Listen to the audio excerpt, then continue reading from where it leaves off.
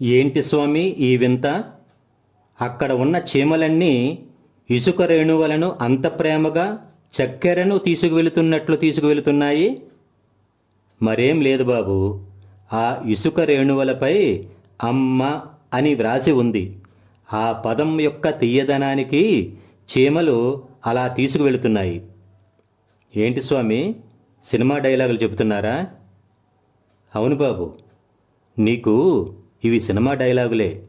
ఎందుకంటే నిన్ను కనడానికి శరీరాన్ని కోయించుకొని రక్తపు మడుగులో నిన్ను చూసి మురిసిపోవడంలో అమ్మ తీయదనం నీకు తెలియదు.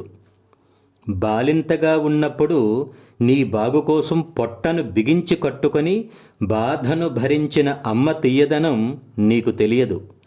నీ ఆరోగ్యం కోసం నోరు కట్టుకొని పత్యమున్న అమ్మ తీయదనం నీకు తెలియదు.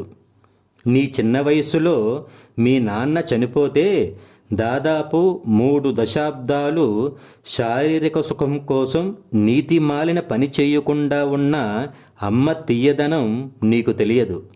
తన శరీరాన్ని సుఖాలకు కాకుండా నీ భవిష్యత్తుకు ఖర్చు చేసిన అమ్మ తీయదనం నీకు తెలియదు. తన నెలసరి సమయంలో పాత గుడ్డ ముక్కలు వాడి నీకు జీవితకాలం కొత్త బట్టలు కొన్న మాతృమూర్తి తీయదనం నీకు తెలియదు. కళ్ళు తెరిచినది మొదలు నిద్రపోయే వరకు నువ్వే తన ప్రపంచం అని బ్రతికిన అమ్మ తీయదనం నీకు తెలియదు. తన ఊపిరిని నీలో ప్రసరింపచేస్తూ నీకు ఆయుష్షు పోస్తున్న అమ్మ తీయదనం నీకు తెలియదు.